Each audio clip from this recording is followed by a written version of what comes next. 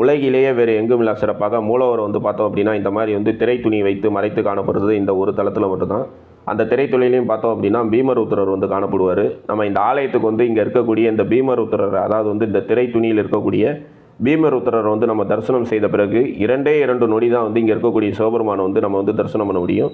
புண்ணியம் செய்திருந்தால் மட்டும்தான் நம்மளால் வந்து இந்த ஆலயத்துக்குள்ளாரே வர முடியும். அப்படி ஆலயத்துக்குள்ளார வந்தோடனே இந்த பீமருத்ரர் வந்து நம்ம திரை வடிவில் தரிசனம் செய்த பிறகு இந்த ஆலயத்தோட அர்ச்சகர் நமக்கு 2 நொடி வந்து இங்கே இருக்கக்கூடிய சிவபெருமானை வந்து தரிசனம் காமிப்பார். அந்த 2 நொடி யார் தரிசனம் செய்கிறாங்களோ அவங்க காசிக்கு சென்று 16 முறை வழிபாடு செய்தால் என்ன பண்ணணும், அதே மாதிரி திருவண்ணாமலைக்கு சென்று 8 முறை கிரிவலம் வந்து அங்கே அருள் பாலிக்கக்கூடிய அண்ணாமலையாரை வழிபாடு செய்தால் என்ன பண்ணணும், சிதம்பரம் ஆலயத்துக்கு சென்று 3 முறை வழிபாடு செய்தால் என்ன பண்ணணும், அந்த பலனை வந்து வழங்கக்கூடிய அமைப்பில் இந்த ஆலயம் வந்து காணப்படுறது ஒரு தனி சிறப்பு.